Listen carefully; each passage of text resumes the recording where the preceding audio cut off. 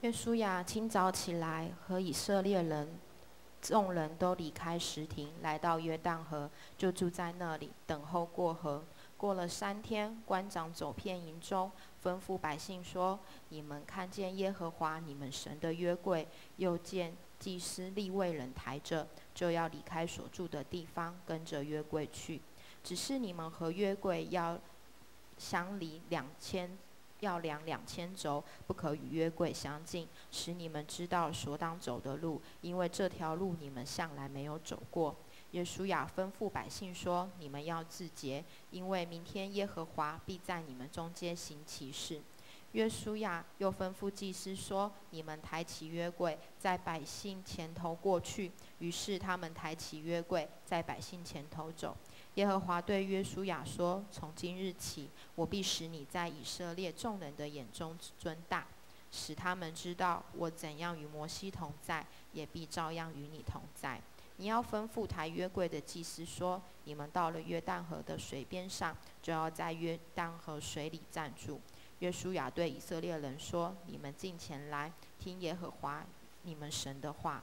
约书亚说：看哪，普天下主的约柜必在你们中间前头过去，到约旦河里，因此你们就知道在你们中间有永生神，并且他必在你们中间面前赶出迦南人、赫人、西魏人、比利洗人、革迦撒人、亚摩利人、耶布斯人。你们现在要从以色列支派中拣选12人，每支派1人，等到抬着普天下主耶和华的约柜的祭司把脚站在约旦河水里，约旦河的水就是从上往下流的水，必然断绝，地起成垒。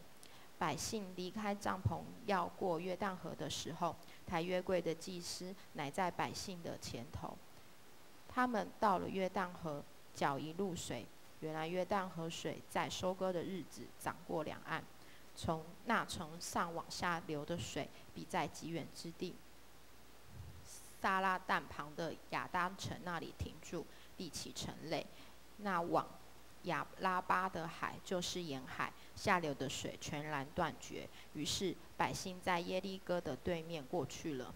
抬耶和华约柜的祭司从约旦河中的干地上站立，以色列众人都从干地上过去，直到国民尽都过了约旦河。请本堂由牧师来讲道，题目是走过约旦河，走过约旦河。我们一起来祷告。主，你的话语向我们来诉说你的恩典，开启我们信心的眼界，看见你的荣耀，经历你的同在。当我们的心窍被开启，我们才能够明白，我们才能够用信心来遵守，我们才能够成为蒙福的人。祷告靠耶稣基督的名求，阿们。弟兄姐妹，大家平安。今天我们要一起来透过圣经回想我们在上周，特别是1月，我们谈到信心的什么？信心的建造。跟你的旁边说，信心的建造。好，所以透过信心的建造，上个礼拜我们谈到你要预备啦，进入迦南地要不要预备？要预备。所以约书亚得到命令，他马上吩咐来这些官长们、这些领袖们，你们要传达下去，要预备几天，准备要过河了。几天？3天哦，3天就要过河。这是上周我们所谈到的。所以约书亚他就带领百姓预备好，要得地为业。他吩咐的过程当中，要他们预备粮草之外，其实要预备他们的心。借着约书亚他信心的回应，还有呼召这一些的百姓来，你们要不要跟随？要不要预备好？他们都同心合意，所以要预备。好，这个礼拜我们要谈到，当他们来到约旦河旁，他们看到的是长满了河水的这一条河，应许之地只在眼前，但是200万的老弱妇孺如何过去？这是问题。有时候我们看得到上帝的应许，但是怎样吃不到？为什么？在我们跟神之间有没有什么拦阻啊？可能是不饶恕，可能是苦毒、怨恨等等。所以你祷告了好久，为什么我的祷告不蒙应允？我们就要想，在我们的生命当中，是不是有什么样的拦阻我们走在神恩典的道路里面？面对眼前的困难，你是如何去面对？这些以色列百姓，包括这些领袖，特别我向这些领袖来呼召，来祝福。如果没有信心，就没有办法带领你的小组，就没有办法让弟兄姐妹经历。还有这位上帝是供应的，是医治的，是怎样的上帝？所以我们在这段期间，从我们信心来帮助我们建立我们的信心之外，我们也要一同的来经历，不只是看得到，还能够享受得到。所以透过约书亚，他激发领袖如何踏出信心的脚步。特别圣经里面告诉我们说，祭司，谁是祭司？弟兄姐妹，谁是祭司？万民皆祭司，所以在讲谁啊？跟你的旁边说，在讲你啊，跟你的旁边讲啊，不然他不晓得他是祭司呢。旧约里面只有真的属于祭司，就是他们有这样的一个服侍的职分，其他的人可不可以？不可以。但是在新约的时代，耶稣已经为我们打开应许的大门，所以他也赋予给我们每一个人成为君尊的什么祭司？祭司就是站在人跟上帝之间，成为上帝施恩赐福的管道。人有困难，你向他诉说上帝的奇妙跟伟大，所以你就可以带他来来，就好像安德烈带彼得来，你来看；腓力带拿但业来，怎样？你来看，让他们自己去经历。信心的脚步一踏出去，才能够进入应许之地。这个是今天我们看这一段圣经领受的信息第一个目的。第二个，提醒我们，上帝的话我们读完之后，我们有没有去遵守？有没有信心去领受？有没有紧紧地抓住上帝的应许，跟随上帝的带领？所以面对你生命的约旦河，到底在提醒你什么？约旦河是成为以色列百姓他们进入应许之地的一道障碍。什么障碍？不能过去啊！约旦河源于以色列北部北边黑门山的山脚下。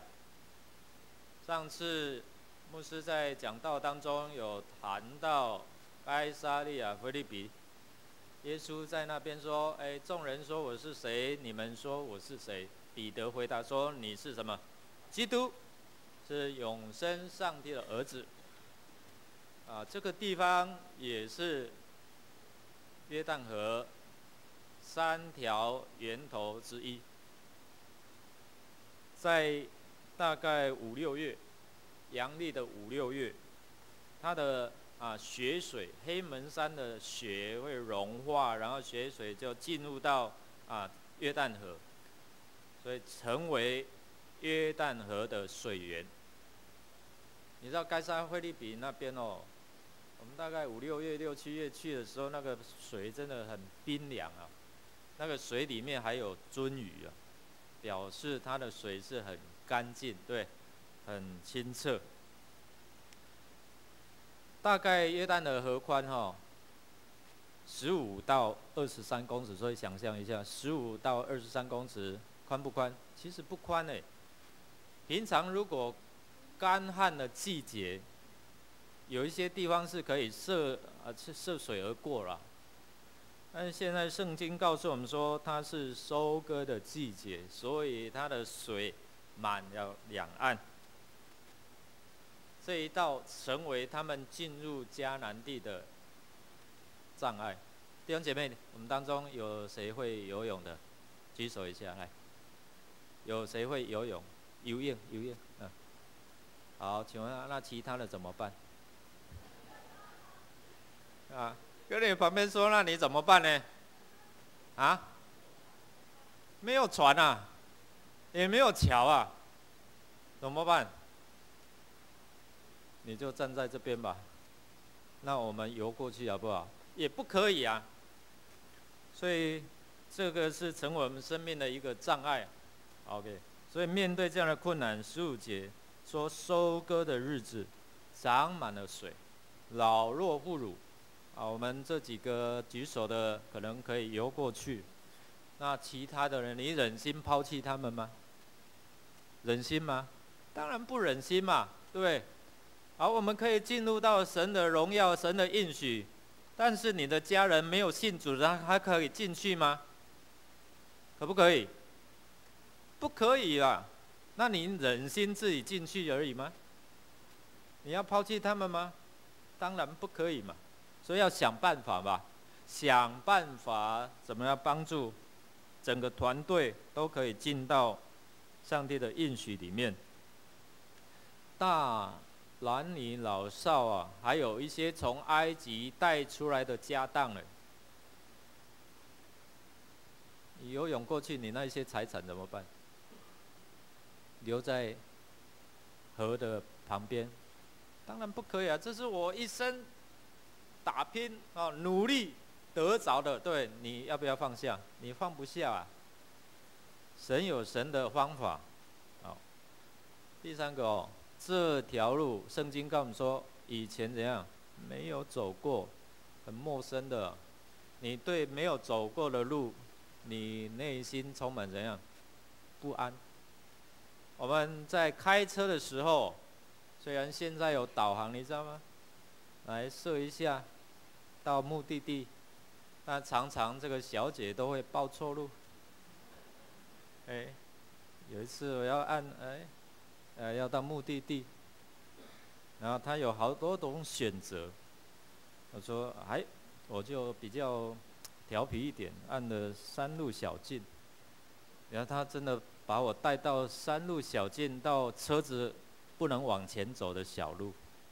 谁要自己要按那个所以不要去乱按不要去乱调整那个路线弟兄姐妹，我们看到什么？这一条路没有走过，以前的路他们走过，这一条新的路，约书亚有没有走过？其他的新的一代移民有没有走过？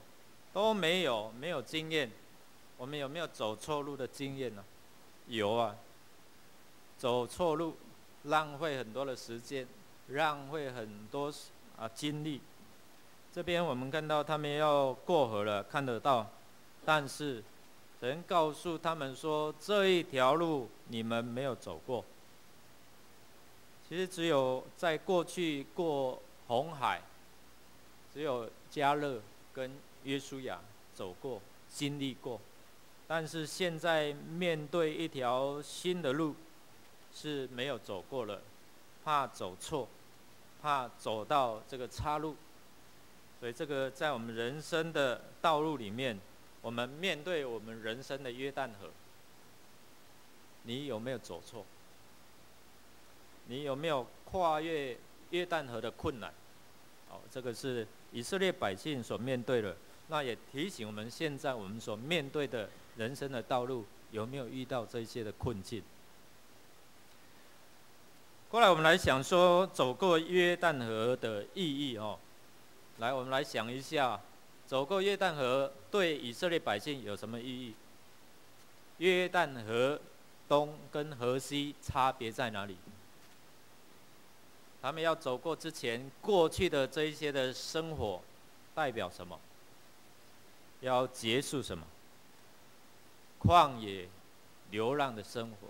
有机会你去旷野，你就知道什么叫旷野。我在旷野那边拍过照，你一望根本没有什么青翠的草地，很荒凉。在我们的生命当中，是不是有碰到这一些的旷野的景况、荒凉的景况、缺乏的景况？对以色列人来讲，走过约旦河的意义是他们生命当中真实的体验。那些百姓，他们要结束在旷野流浪的生活，要进入到应许之地。约旦河河岸之前，代表着罪恶，在埃及的罪恶，还有不自由。在他们生命当中，旷野代表的可能自我为中心，是一个挫败的，是一个缺乏的，是一个不幸的这样的一个生活，这样的一个生命。所以我们看到迦南地代表他们要所经历的这样的一个应许、丰盛、安息。上帝要在里面充满许许多多的，就像他们看到的一挂葡萄两个人抬，这是之前我们看到的景象。一对照一下旷野的生活，现在他们要结束了，所以面对约旦河走过去是要怎样？要结束过去那些缺乏，过去那些流浪居无定所。就好像我们在敬拜的过程当中，如果没有委身在一间教会，可能我们就是像游牧民族这样，有没有委身下来，能够安定下来？第二个，进入到上帝的应许，走过约旦河，就象征我们做基督徒的，我们在上帝里面所领受的应许。上帝在基督里面的应许已经向我们来显明，所以进入到上帝的应许，就是我们进入到神所为我们预备的这样的一个丰盛里面。走过约旦河是象征得胜，进入到我们生命的大门，也带领我们能够进入到耶稣基督里面所有的丰富的产业。你去看以弗所书第1章第3节，他告诉我们，天上各样的属灵的福气，都在基督里怎样赐给我们。所以既然在耶稣基督里面，所有各样的天上属灵的福气，那我们就应该要怎样去得着，去信靠我们的主耶稣。走过约旦河的意义，就是期待未来有一个安居乐业的未来。过去他们是游牧民族，逐水草而居，对不对？这边有草，就在这边牧放，吃完了还要迁徙，帐篷拆一拆，然后再迁到有水草的地方。但是你想想，他们要从游牧的生活，逐水草而居的生活，现在要进入到什么？进入到农业，进入到安定，有房子可以安居乐业定居了。所以面对这样的一个约旦河，他们要结束过去那些流浪，要面对未来是安居乐业，然后有安息。弟兄姐妹，我们看到我们的生命是不是常在流浪、漂流，还是我们能够稳定，跟神之间有美好的关系，跟神之间有美好的这样的一个领受他的恩典。第三个，我们要来看走过约旦河的秘诀。我们知道好处啦，对不对？有困难，然后我们知道这样的一个意义，对我们人生来讲，要结束过去不好的，就好像我们现在要新年了，对不对？新年你会做什么？接近新年你会做什么？大扫除，把一些不好的、肮脏的都把它扫除掉嘛。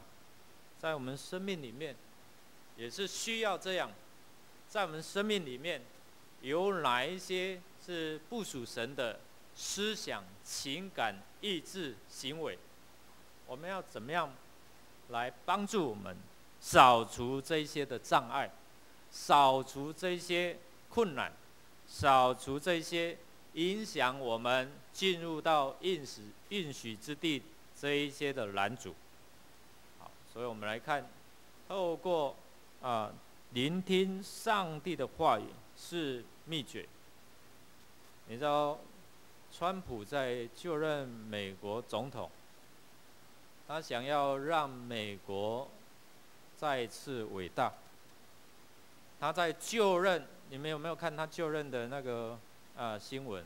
没有，关你何事，对不对？因为我在前天在昨天凌晨，我有看他在就任，那其实他手按着几本圣经，2本一本是他家族的，一本是人家预备的，所以2本叠在一起。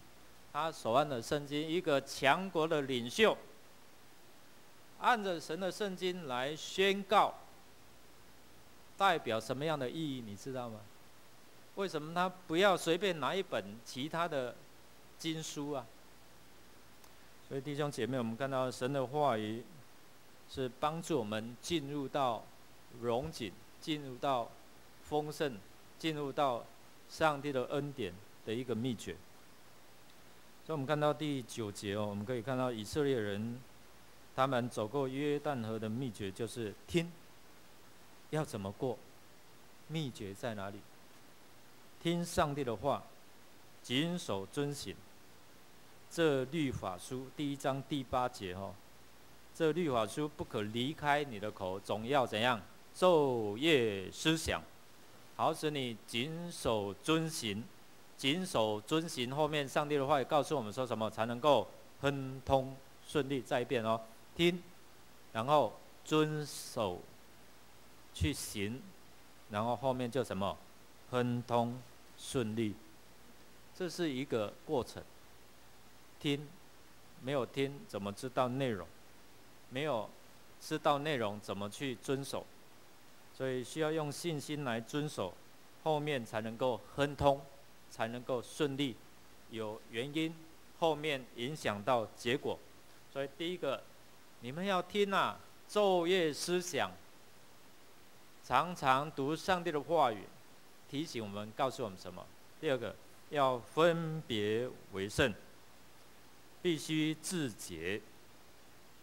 他们要跟随在上帝的后面。上帝是圣洁的，所以亲近他的人也要分别为圣。每一次你要注意圣经里面你读每一次上帝要行大事的时候，奇妙的事的时候，意思就是说上帝要供应赐福给你的时候，第一个我们要自己洁净自己，分别为圣。所以当你有这样做的动作之后，上帝就开始要倾福于你了。就自洁简单来讲就是认罪悔改。用我们现在的语言来讲，就是啊，主啊，我有哪里言语行为得罪了你，得罪了人，求你来赦免，宝血来洁净我，除掉这些不属上帝的这些的思想、言语、行为，求你来帮助我。就好像他们要进入到这个迦南美地的时候，约书亚记第7章13节也告诉他们说：你们要预备，然后圣洁，然后除掉什么？你们当中有当灭的这些的物品，比如说他们攻耶利哥城，他们攻其他的城的时候，可能看到这个不错把它怎样占为己有，或把它收起来其实这些物品可能有拜过偶像所以我们在信耶稣之前，如果你家里还有一些的不属上帝的这一些的物件，通常教会为你做一件事情，什么事情？就是圣别礼拜。惠美姐妹，我们会安排，然后做一些的洁净，然后分别为圣，好让我们可以这样，没有受到这些的影响，能够专心的来到主的面前，领受他的永生福分。圣经告诉我们说，如果你们当中有当灭的物，如果不除掉，在仇敌面前就怎样站立不住。为什么？因为你还有一些的东西是跟他有连结的这些连结你就把可能你的主权交给他。过去如果我们有拜偶像的，我们都会什么神明，请你来怎样保佑我，对不对？你在做这个动作的时候，就把主权交给他了。你开门，来，请你进来。现在要做什么？开门，把他怎样请出去那么客气嘛？把他赶出去。弟兄姐妹，不要忘记，你信耶稣之后，你有这个权柄，命令，奉主的名命令他出去离开。所以当灭的，什么叫当灭的？不属神的，神不喜悦的。可能我们去旅游，看得蛮不错的嘛，但是你要了解这个雕刻品这个物件，在当地是什么样的意义，可能就是跟宗教有关的去泰国会买什么？他的大象，对吧？去哪里会买他的雕刻物？我们要买之前要三思，我们要了解这一些物件是不是跟当地的宗教有关联。所以我们真的是要很小心在提摩太后书2章21节说：人若自洁，怎样脱离卑贱的事，就必做贵重的器皿，成为圣洁，合乎主用，才能够预备行各样的善事。好，这个是第二个，圣洁除掉了，开始要领受，你知道吗？所以领袖呢，要做一件事情，就必须要踏出信心的脚步。这边圣经告诉我们说，做领袖的抬约柜的，约柜里面放了什么？知道吗？十诫，上帝的话，所以象征什么？上帝的同在。跟你旁边讲说，约柜就象征上帝的同在。好，现在约书亚吩咐百姓自洁和命令那个祭司抬起约柜，要来领导百姓，引领他们继续来向前进入到应许之地。所以当他们这个领袖们来一个命令，你们抬约柜，脚要踏进水里。那个水不知道有多深呢？会不会灭顶了？是不是做领袖的会谈到昨天我抬前面今天换你抬交换一下，因为前面要先踏下去嘛，对不对？会不会这样？会啊，今天你来好不好？昨天我已经做过了，今天你来。领袖要有信心，要顺服。所以耶稣也说，上帝吩咐你们抬约柜，神同在啊，但是你们要用脚踏进水里，而且要怎样？站好。开玩笑，用我们的思维来想，踏下去要站好，不就会怎样灭顶吗？领袖需要有信心，照上帝的吩咐而行。服事人员、祭司要有信心，走在前头，然后必须有信心，把脚踏进水里面。8章第8节、14、15节，我们看到今天我们服事神是不是要有信心，要站立得稳？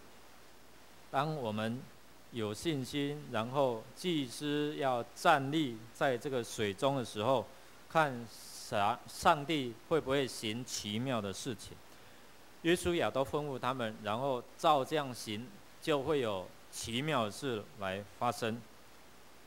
祭司要让弟兄姐妹走干的地，进入到丰盛的应许，必须要怎样？有信心，踏出你信心的脚步。如果你继续往前走，会发生什么事？他们如果不遵照上帝的吩咐，他们站立，他们继续踏进去，然后继续往前走，会发生什么事？你知道百姓跟约柜的距离多远？刚才有没有读到圣经啊？2000肘，大概多远？1公里，1000公尺。怕他们不圣洁越接近他们会死人的，你知道吗？好，现在祭司抬起约柜，他要站立，然后我们看到圣经告诉我们说，那个水就止住了，好像上面有拦水坝一样，然后那个水好像成为墙壁垒成为墙壁。想想，如果祭司没有站立，水没有这样成为墙，他们继续走，后面的人跟上1公里，他们去走过去，水会怎样？再淹起来。所以他们要听上帝的话，要站立得住，然后等百姓都过河。这就是领袖信心踏出脚步。好，所以如果妄自主张，看到我踏下去了，水止住了，然后旁边的水成为水墙，我不错，前面有路，我就赶快继续前走。那后面呢？当他们走过去，可能水就淹没了，后面会死更多人。领袖要听神的话，遵守神的话语，叫你站就站，叫你行就行，叫你起来就起来。这个就是当时候我们看到领袖必须做的，有信心踏入，然后遵守神的话语，不擅自做主张。聆听神的话语是多么重要。耶稣也是一样，摩西也是一样。上帝要他就是轻轻的击打石磐石，他就怎样生气，就重重的怎样，就把他打下去了。难怪他不能够进到应许地了。领袖们在提醒我们。好，最后一个，百姓必须紧紧跟随上帝。刚才说跟在约柜后面，约柜代表上帝的同在。好，上帝的话语同在，上帝自己的同在。所以百姓即使是1公里，但是要紧紧跟随，因为这条路没有走过。1公里你就没有看到人了，对不对？所以当约书亚吩咐的时候，要各支派派怎么样1个人，每一个支派派1个人出来，然后呢，当他们站立，他们看到祭司水站立在水中，那个脚站立在水中，有水墙，这个是要做见证的，你知道吗？这12个人，因为后面离1公里看得到吗？看不到当下发生的情景嘛。所以领袖们他们被呼召，然后看见，他们才能继续带领他们的支派继续走。所以这12个人在做什么？先看见领受，然后要传递，做见证。你知道吗？刚才我们看到什么事情发生吗？哇！祭司的脚抬约柜，然后一脚站在水里，那个水就开了，然后变成水墙。哇！你们现在才可以经过，他们在后面1公里看不到啊。这一些人做什么？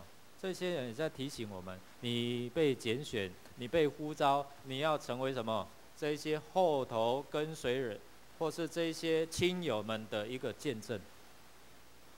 神在呼召你，看见他的荣耀。我们如何回应呢？第一个，弟兄姐妹，我们在推单独会主，每一天记得提醒大家，从4月开始，我们的会前读经会调整，帮助我们每一天牧师传道，我们会录制一些的每一天的读经进度。到时候再放在 LINE 或是我们的网站，我们怎么样去领受？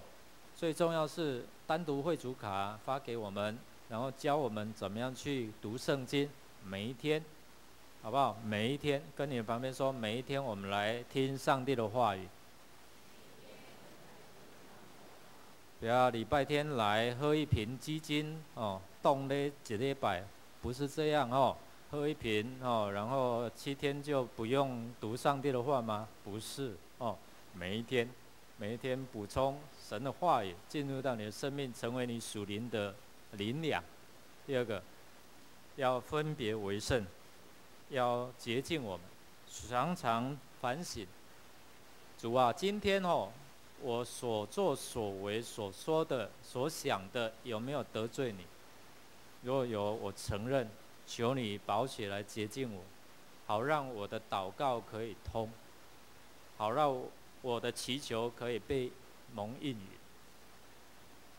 第三个，踏出信心的脚步。神有没有呼召你？可能加入在什么样的一个团队，志工也好，或是其他的服事，求神来帮助我们在新的一年，你不要再做一个做礼拜的基督徒，要做一个愿意服侍的基督徒。做礼拜完之后，再见平安回去了。我希望我们每一个人设定对象，为你未信的亲友祷告，1个就好，1年1个就好，好不好？弟兄姐妹，你有没有未信的亲友？举手一下，举手一下。你周遭的朋友都是信主了吗？那真的感谢主。好情况下，我相信都有未信的，还有你去跟他买东西的老板，你的客户，都是这些你需要设定的对象，常常跟他见面的。我们除了单独会主之外，我们会送给我们一本生命册，就是帮助我们怎么去设定对象。1年我们就设定1个就好了，好好的为他祷告，为他祝福，然后跟他建立好的关系。以后透过讲道，牧师会跟大家分享。所以踏出你信心的脚步，跟人家说耶稣，不要怕，传福音没有那么困难。所以求神来帮助我们踏出信心的脚步，警醒跟随主。我们一起来祷告。主，你的话语是让我们亨通顺利的关键。主，让我们分别为圣，是要看见上帝你行奇妙的关键。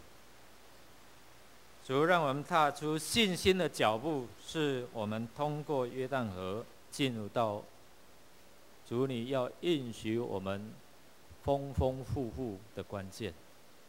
所以求你与我们同在，保守我们所听的存记在我们心里面，反复思想，直到我们行出来得着了为止。祷告靠耶稣基督的名求，阿们。